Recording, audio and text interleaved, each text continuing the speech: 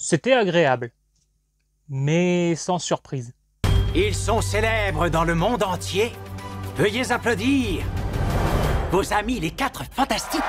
Voilà, donc je reviens de la séance des 4 Fantastiques. J'en attendais pas forcément un chef-d'œuvre, j'en attendais cependant un bon MCU. C'est à peu près ce que j'ai eu. Alors mon rapport aux 4 Fantastiques, je ne suis pas du tout un puriste, je ne lisais pas les comics, je ne connaissais pas le dessin animé. Et j'ai vraiment rencontré les 4 Fantastiques avec le film avec Jessica Alba. C'est un film que j'avais vu au cinéma, que j'avais bien apprécié, j'avais trouvé très divertissant, j'avais aimé découvrir les 4 Fantastiques avec ce film. Je sais qu'il n'est pas apprécié forcément des fans, mais bon voilà, moi je n'ai pas de rapport avec les personnages, avec le comics. Et bon, il y avait Jessica Alba, donc déjà ça c'était un argument pour moi. Chris Evans dans son rôle de Johnny Storm était plutôt sympa, j'avais bien aimé la chose. J'avais adoré voir Julian McMahon dans le rôle de Fatalis. Ensuite au cinéma j'avais été voir la suite, et le Surfeur d'argent, que j'avais trouvé par contre un petit peu plus chaotique. J'avais trouvé qu'il y avait beaucoup de frustration, il y avait beaucoup de trous scénaristiques. Malgré ça, en mode popcorn toujours et cerveau au vestiaire, ça passait. Et quand j'ai rattrapé le fameux reboot qui s'est fait chier dessus pendant des années, je me suis dit, mais autant d'acharnement sur ce film, pourquoi? Je l'avais trouvé correct, tout à fait regardable, j'avais pas passé un mauvais moment, pareil, c'était pas un chef-d'œuvre, mais je vais dire que je l'avais trouvé plutôt dans le même ton que les 2 premiers. Pas au niveau du style, mais en tout cas au niveau de l'appréciation. Et il y a le Roger Corman que j'ai failli oublier, que j'avais rattrapé et que j'avais trouvé plutôt sympa, si on le remettait dans son époque par rapport à son statut de nanar culte. Voilà, donc pas d'attente précise pour ce film, donc je suis vraiment allé pour le savourer, pour passer un bon moment, sans avoir l'œil sur chaque détail, à me dire ah tel personnage ne convient pas, tel acteur ne convient pas parce que physiquement il est trop différent, etc. Donc vraiment je pars sans ce genre d'a priori. Et donc au niveau du cast, on a donc Pedro Pascal pour Mister Fantastic, lui ou un autre. C'est interchangeable, je trouve. D'ailleurs, quasiment tout le casting est interchangeable. Et on n'a pas un acteur qui vraiment brille, où on se dit c'est lui le personnage. Bien que je trouve que Vanessa Kirby en Sue Storm est au-dessus du lot, aussi bien en termes d'importance qu'en termes de jeu. Johnny Storm, l'acteur, bon, est tout à fait correct dans le rôle, ça passe bien, mais pareil, on pourrait tout à fait le remplacer par un autre. Après, je dis pas que Vanessa Kirby est irremplaçable non plus, mais voilà, j'ai trouvé qu'elle avait un petit truc en plus au niveau du jeu. Et puis bon, pour l'acteur qui fait la chose, puisqu'on le voit pratiquement tout le temps la chose, lui ou un autre. L'une des choses qui m'attirait le plus quand j'ai vu le premier teaser, c'était le côté rétro-futuriste, c'était le fait d'être dans les années 60. Et ça, c'est l'un des atouts du film, parce que du coup, on retrouve un peu j'ai envie de dire, on a une bouffée de fraîcheur, de renouveau, alors qu'on est dans de l'ancien. Mais dans le MCU, ça fait nouveau. On avait eu ça avec WandaVision. Et d'ailleurs, je crois que c'est le même auteur. Donc du coup, sur l'aspect comme ça, décor, un petit peu dépaysement, c'est plutôt sympa. Au niveau des FX, on est quand même sur de la très très bonne qualité, malgré 2-3 petits points de détail ici et là. Mais bon, ça va, il n'y a pas vraiment trop à pinailler.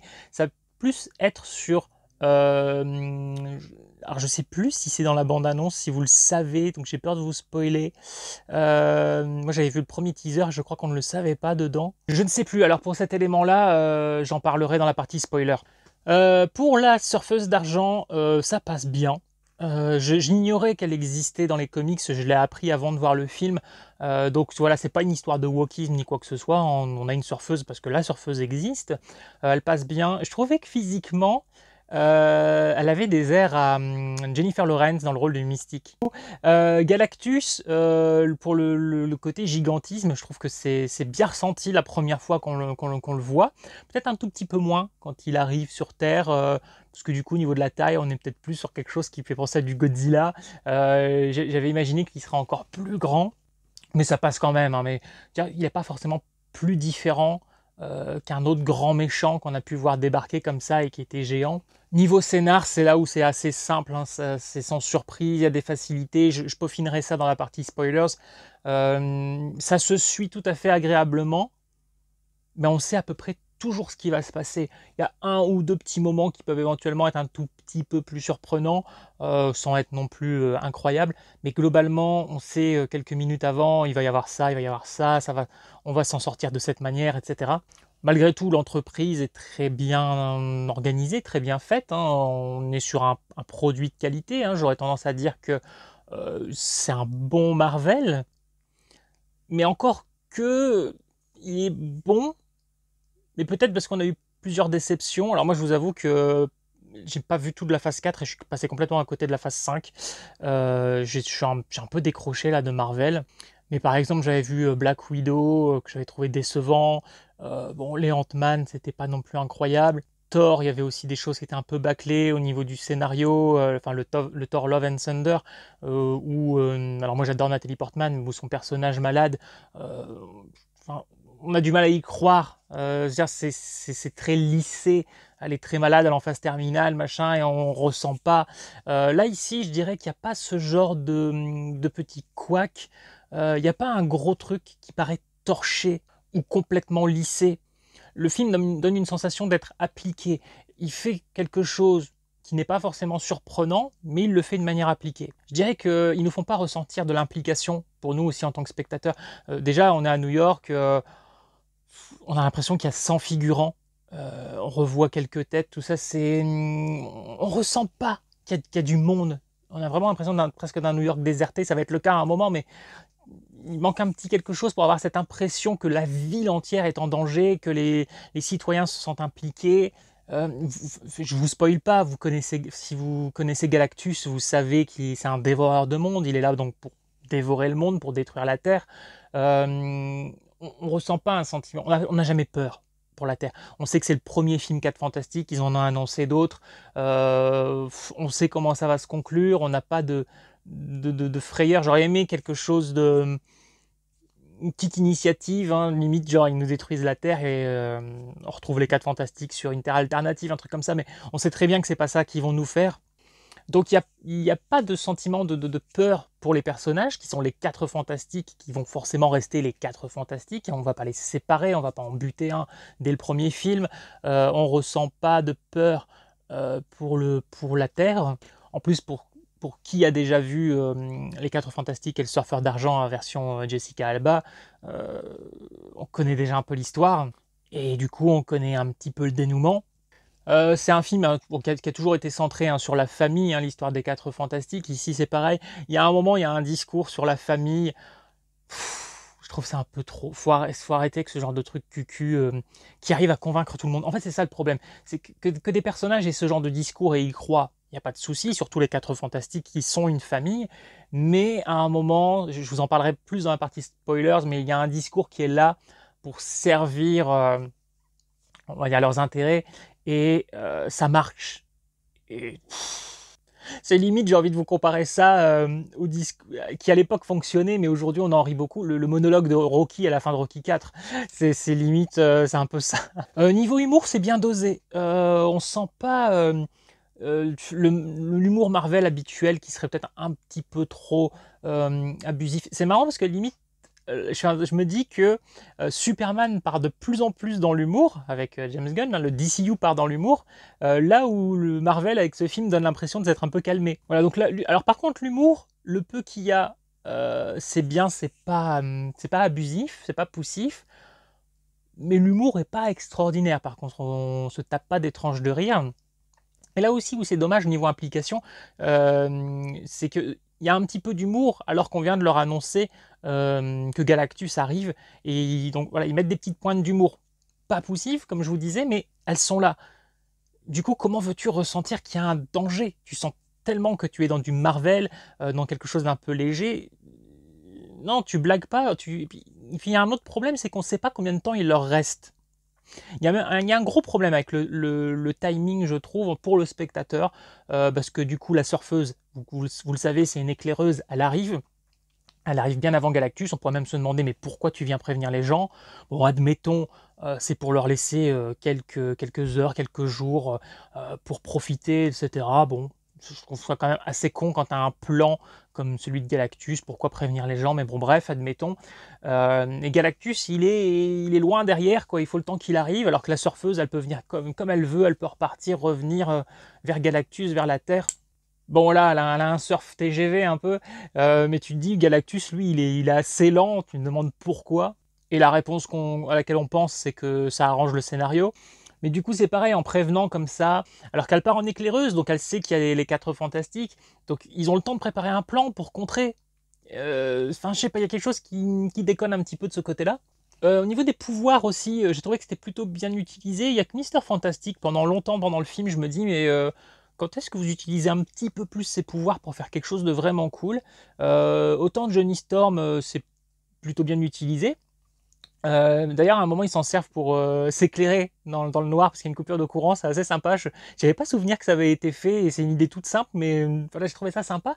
Par contre, un petit détail, alors c'est le temps d'une scène ou deux, donc ça va encore, mais Johnny prend feu et tu sens pas que les acteurs en face jouent. Qui sont face à quelqu'un qui est en train de flamber et qui dégage de la chaleur quand il illumine l'obscurité suite à la coupure de courant. Il y a Richards qui est en face de lui et tu sens pas qu'il est gêné par les flammes, par la lueur, par la chaleur. On est quand même dans un bureau où il y a quand même un peu des papiers, des trucs, voilà, peut-être des produits, enfin pas vraiment des produits chimiques, mais en tout cas voilà, il y a du matériel informatique, etc. Et je me dis, mais il dégage beaucoup de chaleur, il est en feu. C'est dommage qu'ils n'ont pas pensé à dire aux acteurs, simuler quand même comme si vous aviez le personnage, et puis peut-être faire 2-3 petits éléments comme ça qui pourraient être en train de fondre ou de flamber, voilà, peaufiner un petit peu. Mais disons que ses pouvoirs à lui sont plutôt bien utilisés. Pareil pour la surfeuse, c'est cool. On la voit vraiment surfer, là, on a vraiment une impression, à un moment elle surfe sur des vagues de feu, enfin, il y a un côté très cool. On utilise aussi les pouvoirs hein, de Sue Storm. La chose, au final, on le voit soulever une bagnole ou deux, on le voit faire un ou deux trucs, mais c'est bizarre de ne pas l'avoir exploité plus, alors que c'est peut-être le personnage, j'ai l'impression, qui plaît le plus aux gosses, aux ados, même aux adultes, quoi. Il y a ce côté hyper fort. Il est un petit peu sous-exploité, je trouve. Par contre, il a un super aspect. Il rend très bien. Il n'y a aucun moment où je me dis, ah tiens, là, il fait un peu fake et tout. Non, non, il est super bien intégré. Au niveau de l'action, ça va. Hein, on s'ennuie pas. Il n'y a pas trop de parlotte. Quand ça parle, ça va. C'est pas ennuyeux non plus. Bien qu'on est sur des choses assez simples. Il y a une scène d'action que j'avais particulièrement aimée pour un détail, mais ça, j'en parlerai dans la partie spoilers. Au niveau de la profondeur des personnages, je trouve qu'on n'explore pas beaucoup. Pedro Pascal, du coup, est assez lisse. Pour l'instant, je ne suis pas ultra fan de cet acteur. J'ai rien contre lui, mais voilà, je n'ai pas encore vu le rôle où je me dis il est extraordinaire, je comprends la hype. Là où je connaissais pas bien Vanessa Kirby et où je me suis dit, elle m'a convaincu, si je regarde un film et que je vois directement qu'elle est au casting, je vais être content. Alors que si je vois Pedro Pascal, je vais juste me dire, bon, il y a Pedro Pascal. J'étais content de voir qu'il y avait un petit rôle pour Natasha Lyonne, qui est une actrice que j'avais connue dans American Pie et que j'ai retrouvée plus tard dans Orange is the New Black. Voilà, un petit rôle anecdotique, mais j'étais content de voir que voilà, elle participait à un gros blockbuster. Ah oui, dans leur personnalité aussi, moi j'avais cette image de Johnny Storm très dragueur, j'étais beaucoup resté sur Chris Evans, que j'avais trouvé assez distrayant dans les films avec Jessica Alba. Là en fait, c'est bizarre, en fait, on a l'impression qu'il n'a pas du tout de nana dans sa vie, et à un moment il fait une réflexion comme quoi il a peut-être enfin trouvé une nana qui lui plaît enfin.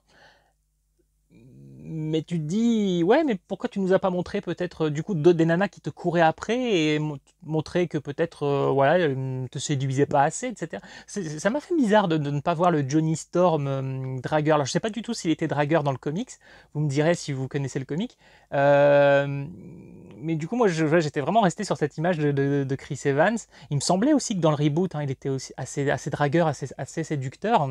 Mais donc voilà, globalement, je vous dis, c'est un film qui est un peu oubliable, alors qu'il est quand même qualitatif. Disons que si vous avez jamais vu de film de super-héros ou jamais vu Les 4 Fantastiques, vous allez l'apprécier, il n'y a pas de raison, le film en lui-même est très bien fait.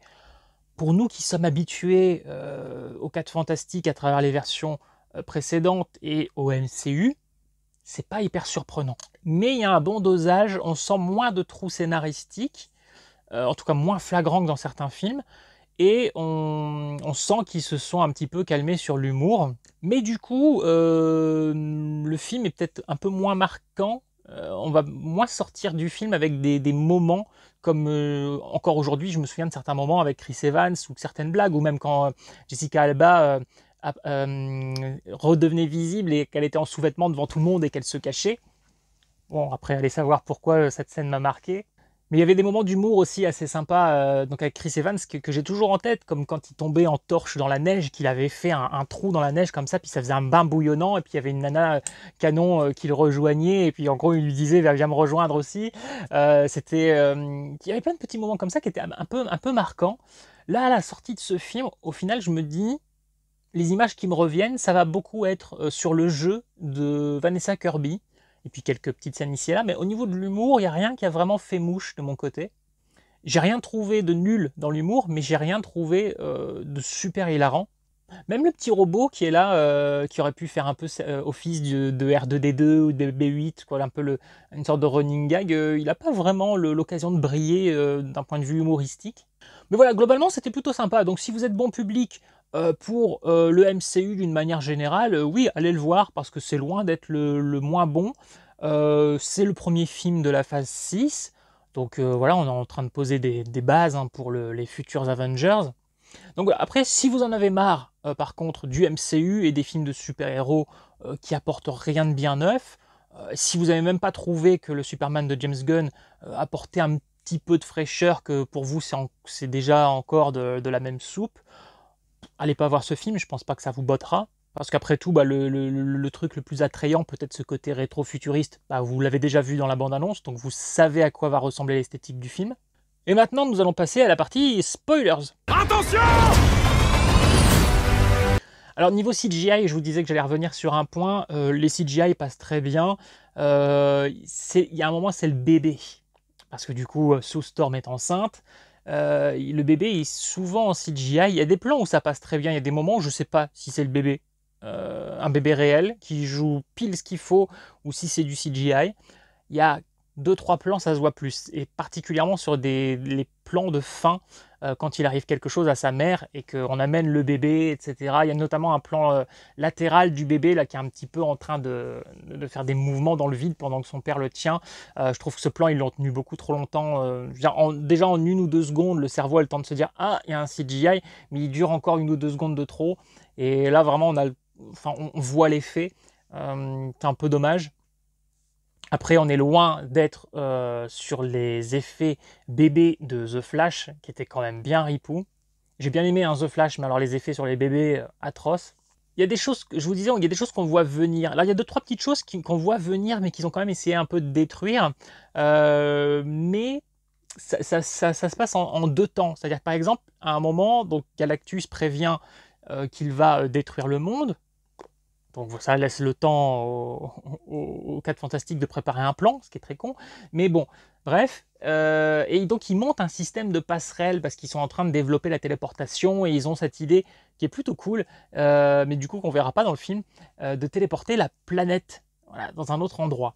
Sauf que, bon, à ce moment-là du film, on pense que c'est ça le plan et que ça va fonctionner. Et on se dit, mais ils sont en train de monter des passerelles partout dans le monde, ils en montent des tonnes et des tonnes. Alors tout le monde, d'un coup, dans le monde, se soutient parce qu'ils savent sinon ils vont être détruits.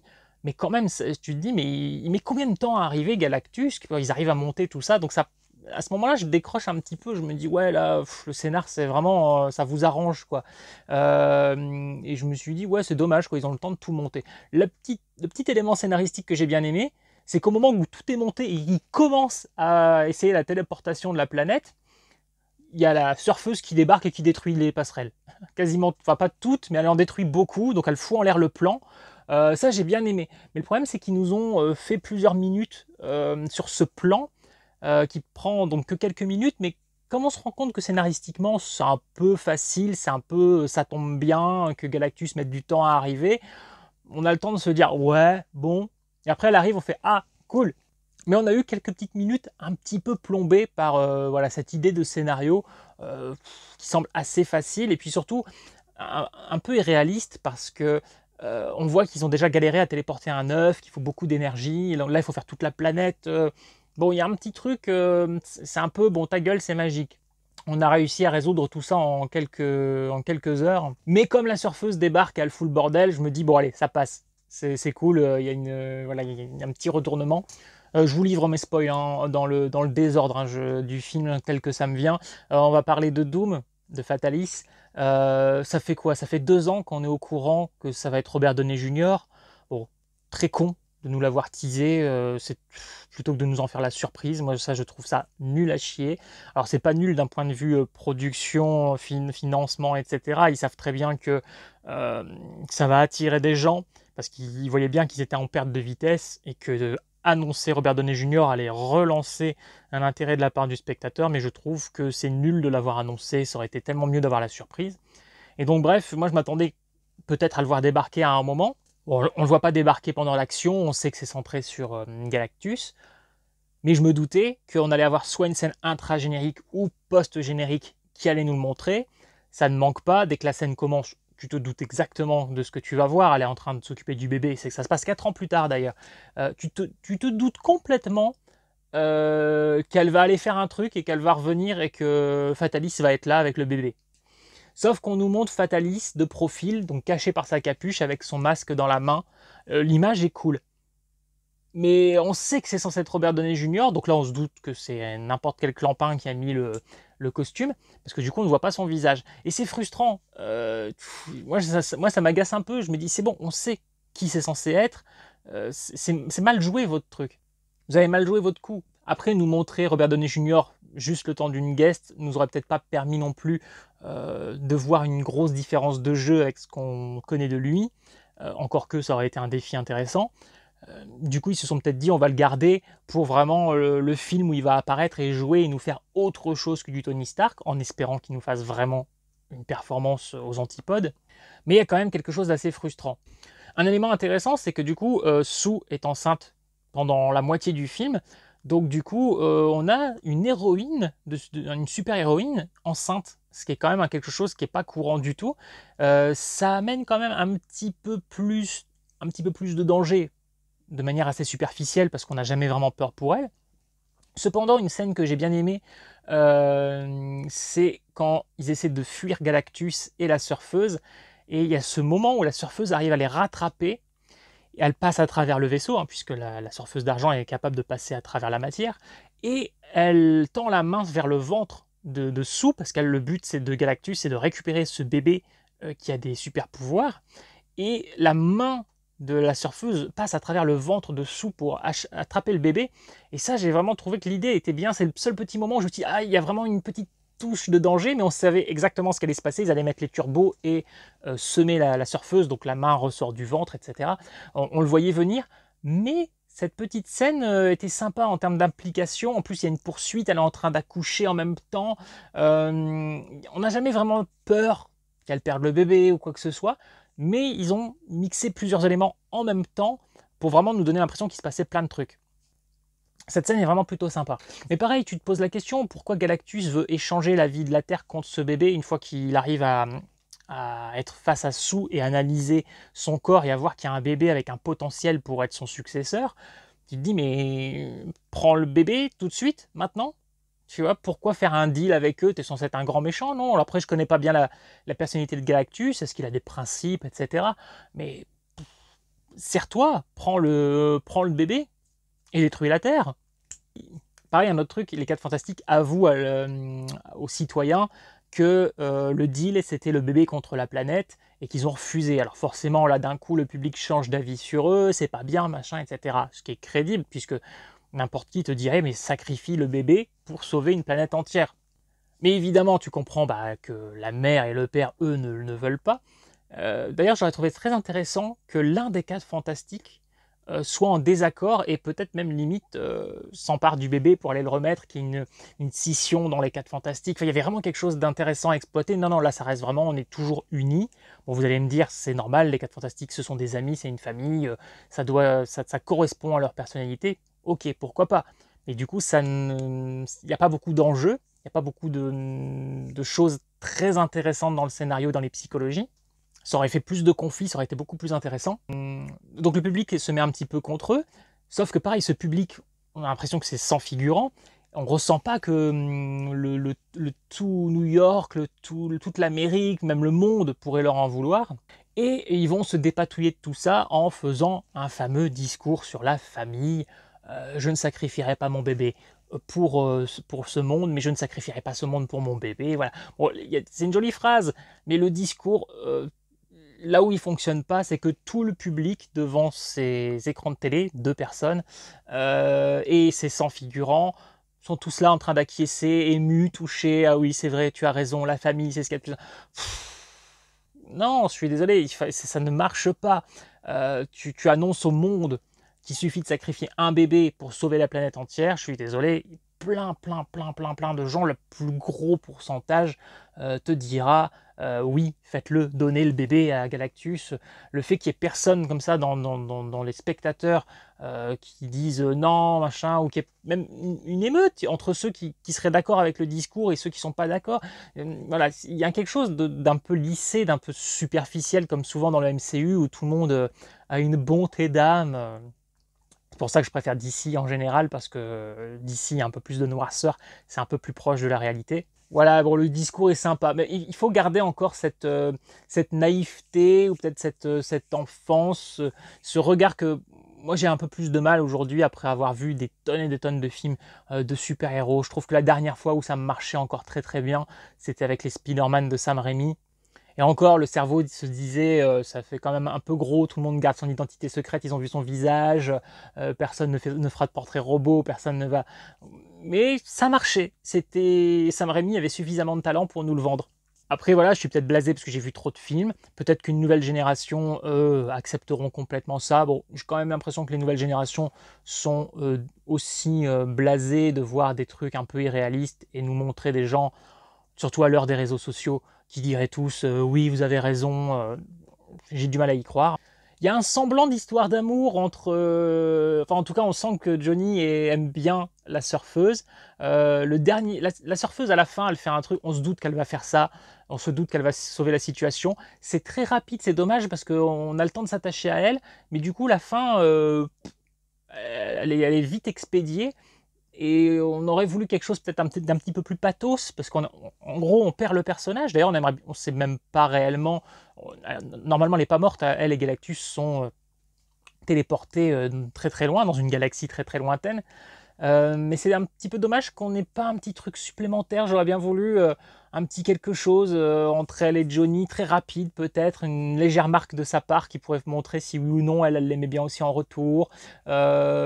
Ou plus d'intensité dans le fait qu'on va perdre ce personnage, qui va être expulsé dans une galaxie, on va peut-être jamais la revoir si ça se trouve. Je pense qu'ils la feront revenir, mais nous en tant que spectateurs à ce moment-là, on ne le sait pas, les personnages dans l'action ne le savent pas. On voit aussi que Sue, elle souffre un peu quand elle essaie de repousser Galactus, parce qu'elle met vraiment tous ses pouvoirs pour le repousser.